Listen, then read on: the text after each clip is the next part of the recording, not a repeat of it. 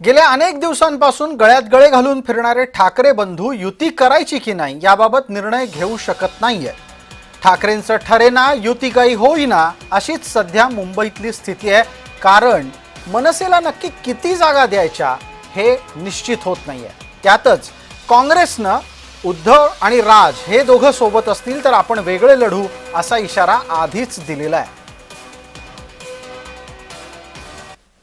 अधिकृत घोषणा कधी करायची